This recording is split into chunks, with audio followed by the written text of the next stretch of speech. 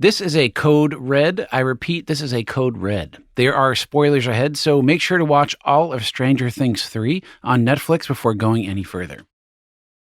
Earth, America, Indiana, Hawkins. A growing patriotic community and a shining example of the American dream. It's summer 1985 in Hawkins, Indiana. The perms are tight, the shoulders are padded, and the Starcourt Mall just opened its air-conditioned doors. Families, friends, and of course, teenagers can come together to shop, hang out, dine, and enjoy. Starcourt is the biggest set we've ever seen on Stranger Things. It's built inside a real mall near Atlanta that has 2 stories and almost 40 stores. Starcourt Mall has it all. The early days of the writer's room are always, for us, the most fun because you're just blue skying. This is Ross Duffer. He and his twin brother Matt are the co-creators of Stranger Things. They're also executive producers, writers, directors. They're involved in pretty much every layer of the show. When Ross says that they were blue skying, he means that at this point in the process, they're gathering the big ideas for what could happen. Without any pesky details, no constraints, no clouds in the sky. It gets much more challenging after that. Once you've come up with the cool ideas to try to make it all work together and all these various storylines sort of weave in and out together, and then you just keep running into walls. But in the first few weeks of sketching out the season, they're not worrying about running into walls. They're just trying to see which ideas stick to them. And opening a mall in Hawkins, that idea stuck. The mall, when that was pitched, we were like, that's it. We got to do the mall. This is Matt Duffer, the other Duffer. And this kernel of an idea that popped into this massive mall setting started in the Stranger Things writer's room. And it immediately felt like, this is going to be one of the touchstones of the season. It just felt so fun and so real to what it feels like to grow up in a small town, and a town like Hawkins, which a few of us did. Paul Dichter is one of the 6 writers on Stranger Things, counting the Duffers. He's been on the show since the beginning, and he's right. Starcourt Mall became a touchstone in Stranger Things 3. It's where we see Steve Harrington fall down more than a few notches in the Hawkins High hierarchy. It's where Eleven becomes more like herself. And it's where we see some of the most heartbreaking moments of the season. The final chapter is actually called the Battle of Starcourt, so it's a pretty big deal. Starcourt Mall is one of the finest shopping facilities in America and beyond. So come on down. And remember, Starcourt Mall has it all.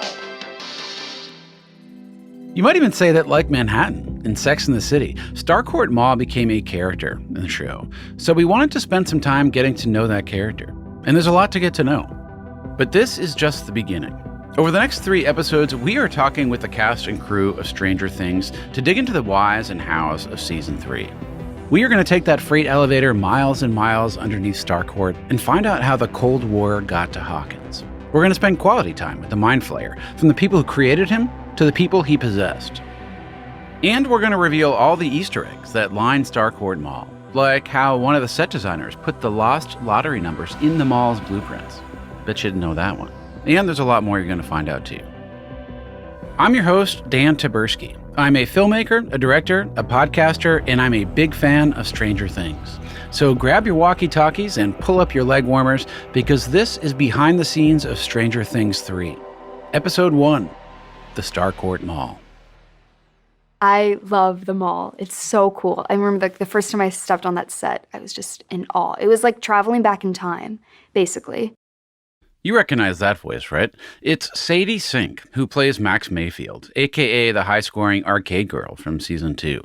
This season, she is Elle's BFF and Lucas's on-again, off-again girlfriend.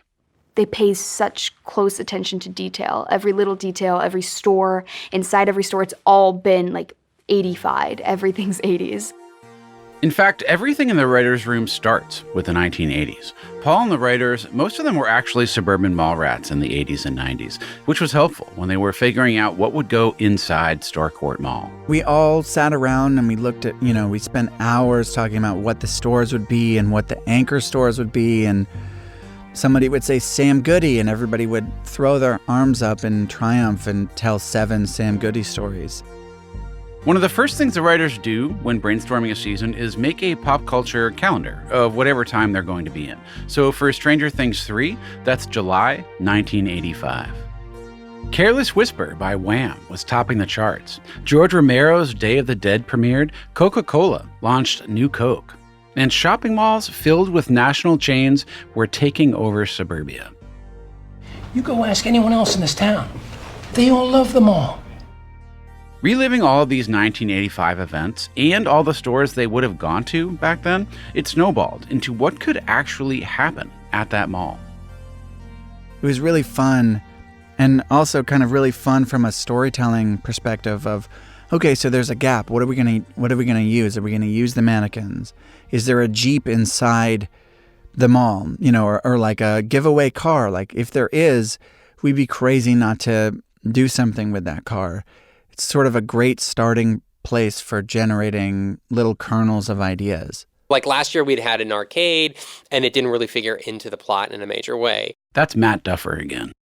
And we always regretted that because it was such a cool location when we saw it. And so we were like, we know that Chris, our production designer, and Jazz, our set tech, they're going to make this incredible, gorgeous mall. We got to make sure that we're going to be in there a lot so that the plot needs to somehow revolve around the mall. So the writers started pulling from their own lives. The mall near us really changed the fabric of the town that I grew up in. Paul, the Duffers, and the other writers, they knew that opening a mall in Hawkins would create stakes for the characters and the town because they watched it happen in their own suburban childhoods. Curtis Gwynn, a co-executive producer and new writer this season, he is still troubled by what a new mall did to his town growing up.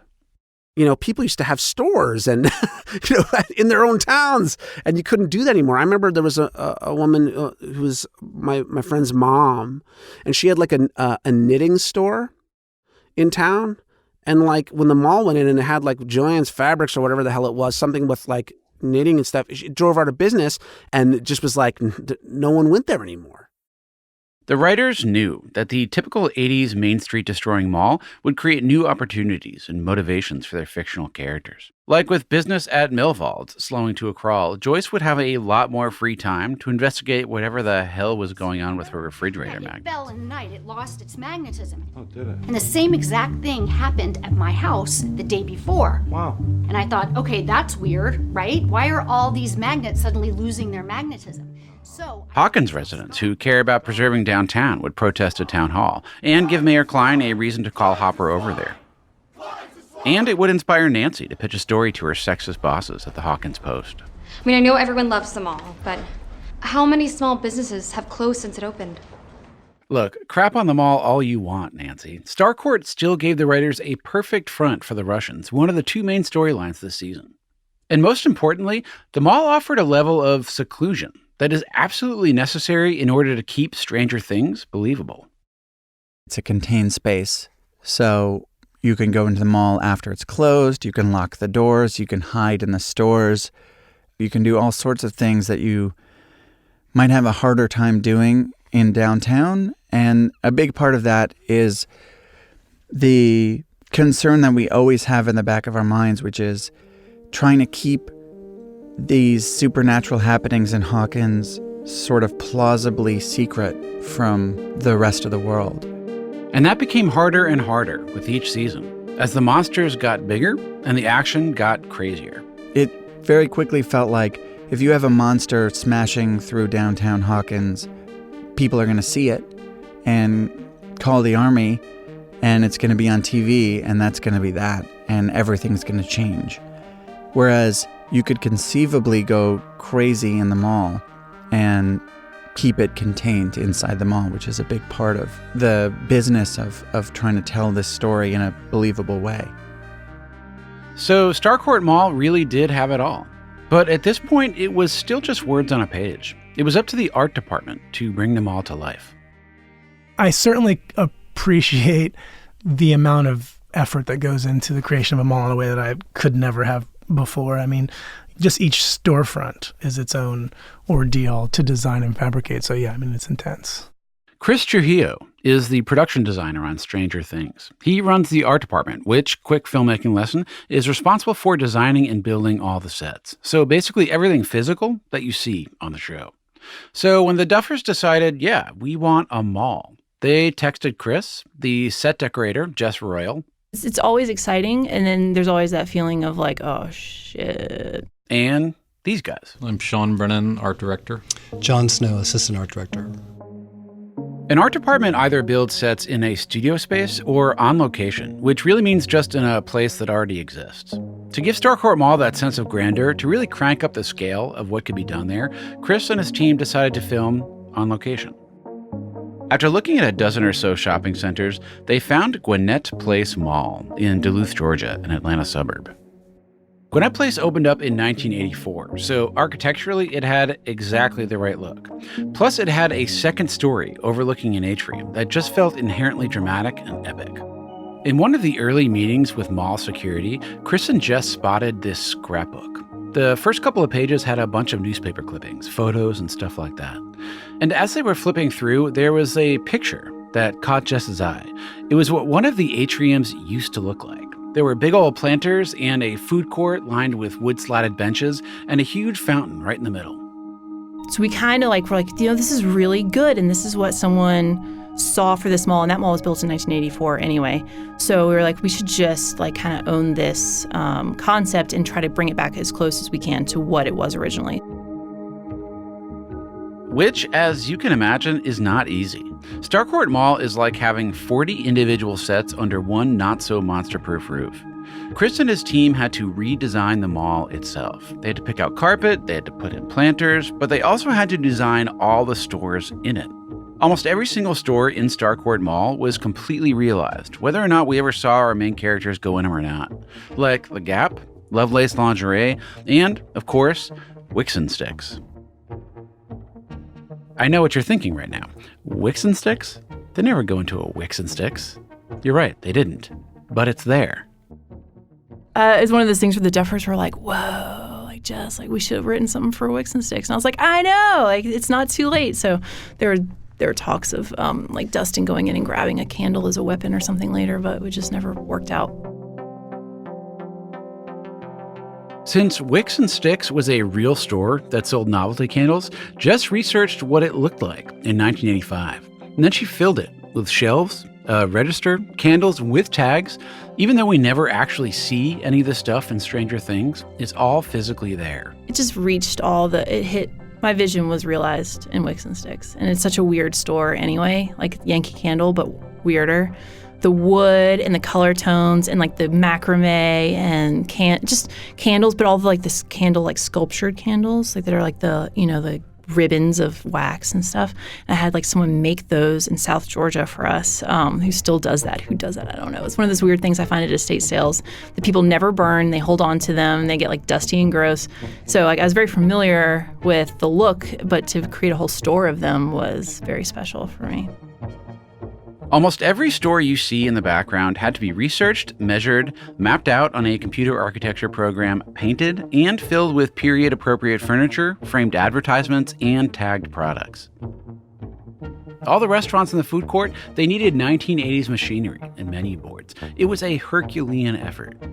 And then, thanks to Sean, John, and the rest of the art department crew, they were ready to start filming. Everybody was happy. Everybody was so thrilled with the mall. I remember going to my car, sitting in the parking lot, and literally almost crying. It was because it was just so exhausting. I mean, we were just go, go, go, go, go, and then finally knowing that we had made it was just like, fuck me. Yeah, we got back to the office after that first day. Remember that when it was open? When we opened the set, we got back to the offices and we were just exhausted. Just had we just run a marathon or something. Yeah, it was 16 weeks of extreme pressure and fear and worry and hoping that you got it right. And we did. We got it right. You're late. I'm sorry. Again. We're gonna miss the opening. Yeah, if you guys keep whining about it, let's go. If you guys keep whining. Starcourt Mall is the perfect place for the Stranger Things gang to reunite. True, Lucas. Oh, Elle, I wish we could make out forever and never hang out with any of our friends. Lucas, stop. Will thinks it's funny. Because it is. Yeah, it's so funny that I want to spend romantic time with my girlfriend. I'm spending romantic time with my girlfriend. We catch up with what's going on in their lives as they weave their way through the mall's second-floor crowds on their way to sneak into George Romero's 1985 classic, Day of the Dead. Mike is spending a lot of time alone with Elle, making out to Corey Hart songs. Lucas and Max are also dating, but they're still hanging out with everyone, and Will, on the other hand, couldn't care less about any of their relationship shit. He just wants to play D&D. Curtis and the writers, they intimately know the relationship between malls and teenagers. Well, it's pulling them into new identities, right? You have literal trying on of new identities, which is very teen. I mean, that is what you do. In the span of 3 years, which seemed like forever to me back then, I was like a nerdy kid who wore Weird Al Yankovic t-shirts and got picked on, to a classic rock. I wore Who t-shirts and torn pants. Then as I got older and into the early 90s, it became grunge. And then I was like a fish head hippie. And then, it's like you're just trying on to see what suits you, which is actually really normal for kids to be doing. They're chameleon-like, right? They're trying to figure out who they really are. So I think they're at that stage where they're like, we got to try on different identities here. We can't be the same forever. And that's starting to dawn on them. One of the major themes this season is change. Change is scary, it's inevitable, it's extremely pubescent, and Starcourt Mall is a big, fat, physical manifestation of change for Hawkins, but also for the kids, especially for someone like Eleven. She was raised completely isolated from society and now lives in a secluded cabin with the town sheriff. This is the first time in her life that she's able to shape and express her own identity. And the writers do that by having Elle and Max go on a shopping spree. Do you like that? How do I know what I like? You just try things on until you find something that feels like you. Like me? Yeah, not Hopper, not Mike, you. For Elle, this epic shopping spree with Max is a chance to exercise her independence and usher in a new transformation, a new change. It's the first time that she gets to find out what it means to look like herself. What would a girl who was, so sheltered and living in a cabin wear when she gets out into the real world and gets to go to the mall and buy her own clothes? Amy Paris was brought in as the costume designer for season 3. At this point, the main characters have designated styles, so Amy's building off those and adjusting small details. But this is new territory for Eleven's character, because she's no longer wearing basement hand-me-downs from Mike or Hopper. So Amy looked to the actress who plays her, Millie Bobby Brown. She was the one that I felt like I relied on the most to tell me how she felt, because it's one thing if she was still playing 11, kind of sheltered in Hopper's cabin, never going out. So giving her those exaggerated silhouettes, the baggy pants, the blousey shirts, she looks more like somebody that is from the 80s and that is figuring out her clothes. In this montage scene, Eleven and Max are running around the mall. They're trying on bright neon-colored tops and pleated pants at the Gap. Madonna's Material Girl blasts in the background. It is fully 1985. So we'd try on stuff, and there were things that she didn't love, and we used that in the montage. So the way she reacts to the clothing is sort of how she really felt about the clothes. The scene is important because we get to watch Eleven and Max bond for the first time. Before now, they weren't close. They didn't really trust each other. But then they learn the lifelong lesson that there's more to life than stupid boys. But it's not just the kids from Hawkins who are shopping at Starcourt Mall. The creators knew that the mall would draw people in from the surrounding Indiana towns, too. And Amy has to dress all of these mall rats. I think for the mall, we probably fit well over 1,500 people in period clothing. On any given day, there would be around 300 extras when they were filming at the mall. And sometimes they're shooting multiple scenes that take place on different days. And you can't have everyone wearing the same outfits over and over again. So Amy and her team needed multiple outfits for each extra almost every day they filmed at the mall. Not only are you dressing more than 300 people that are inside the mall, but then you have to uniform everybody that works at the mall. So Amy and her team started researching what all these different fast food spots had their employees wearing back then. And then, all of a sudden, they're searching for 1980s Burger King uniforms on eBay and Etsy. And people still sell them. So we were able to buy 2 full sets and a third shirt. And then we made pants to match. So we had 3 original Burger King uniforms. We reached out to Hot Dog on a Stick because they were at the mall and they were in the food court. And they were so excited to give us uniforms. In fact, they remade the shirts. They supplied us with the actual uniforms, which was really helpful and really nice. To make the Hot Dog on a Stick employees and all the mall rats feel like they were taken straight out of a time machine, they have to be decked out in the right 1980s gear from their shoelaces to their hair. I mean, all my hopes and dreams were lots of perms, you know.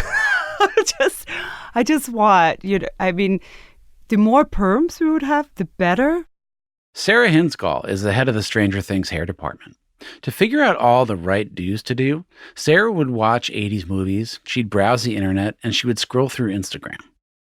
But also a lot of memory sense. I mean, I remember all the boys in my school, they all had rat tails. And I remember even being like a little girl and I was like, oh, that's not okay. Like, it's just not okay. So I was very insistent on some of these things that I just remember so vividly to get that on screen, because I think it must be what most people took away from the 80s. And I also think Stranger Things is just fun also. So we can just really go there with all this. We can pop it. It's summertime. It's happy. It should be big. It should be curly. It should be rat tails. And it should be big bangs, you know, everything. So Sarah and her team went big. She estimates they gave 5,000 haircuts this season. They had 300 wigs, 20 jerry curls, and 250 perms.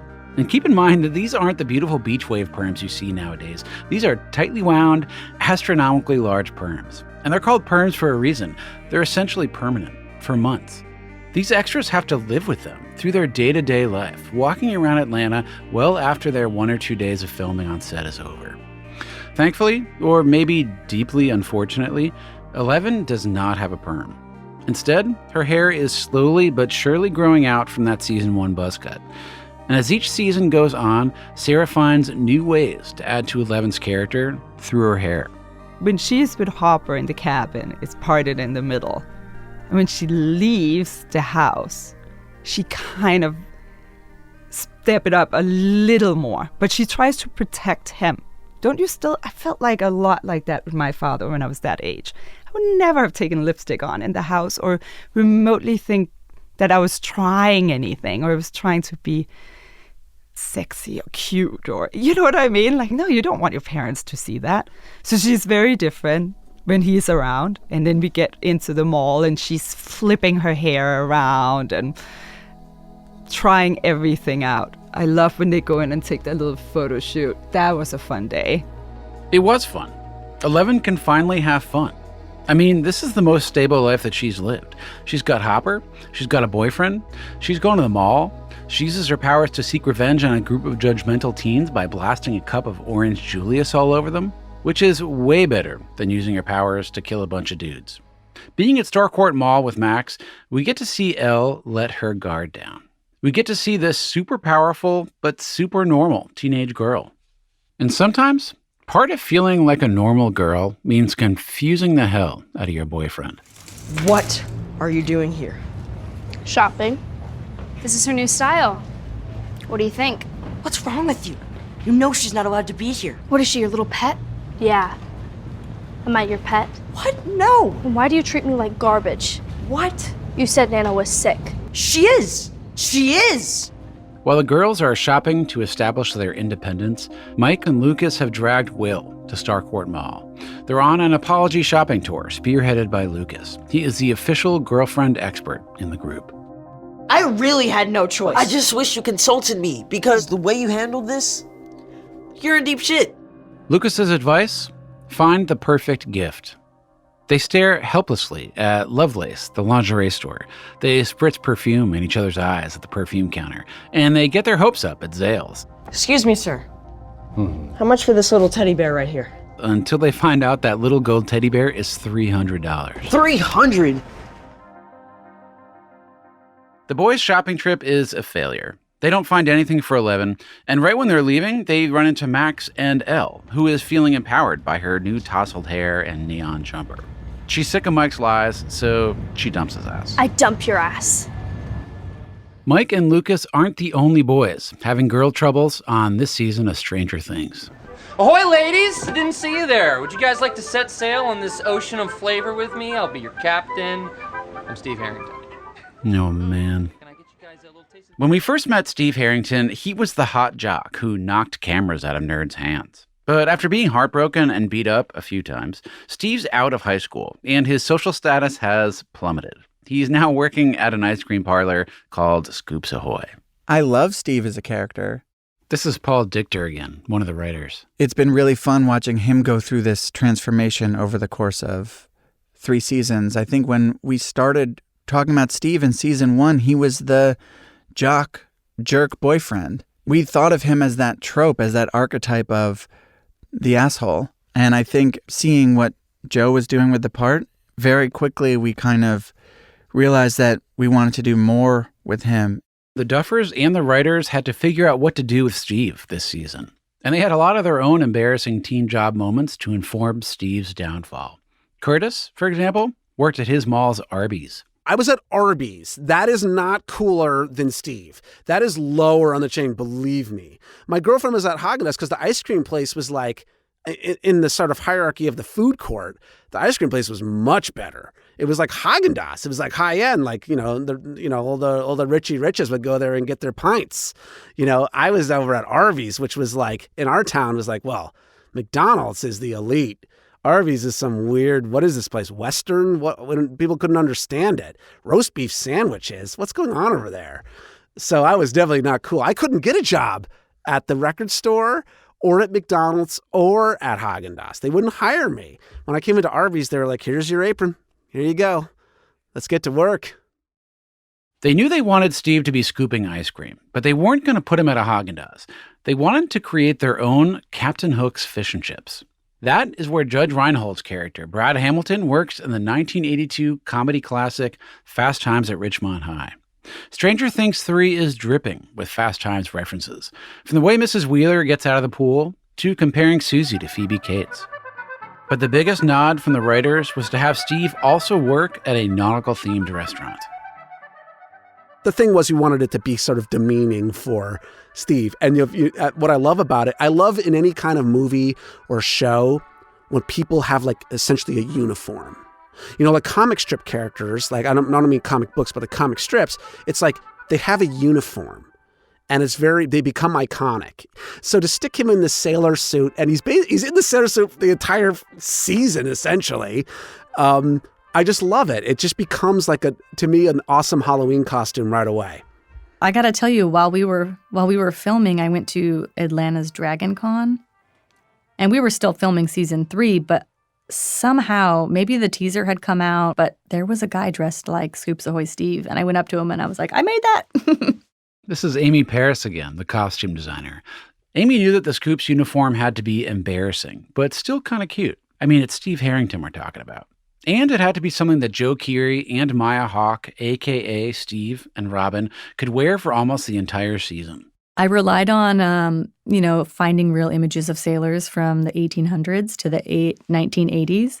We started with 2 different hat options. We've got the sort of white Dixie cup hat that they're wearing, but I also offered a navy flat cap, which was sort of that flat pancake style that was navy from the 1800s. And across the front for both of them, we wrote Ahoy. But Joe really liked the white Dixie cup hat. The Duffers liked it. And as much as I liked the nerdy blue flat pancake style, I think it was the right choice to go with the white because it was just it was that step too nerdy and weird. And then what he's added to his uniform is an ice cream holster that is red fabric. It was Joe's idea, and I thought it was a brilliant idea. So between props, Matt Marks props, and we had our tailors make a little holster of red canvas fabric. And it helps him to quickly grab his ice cream scooper out of his belt loops. I'm not sure if keeping your ice cream scooper in a holster would pass Hawkins' Indiana Health Code, but in the words of Steve Harrington as he tossed that Dixie Cup hat off his head, screw company policy. You wear that red ice cream scooper holster. Make it iconic. But Scoops Ahoy plays a much bigger role than just a visual clue into Steve no longer being the cool kid. It's the center of the action for the other plot line. Dustin, Robin, Erica, and Steve coming together to talk about how they're going to take down the Russians.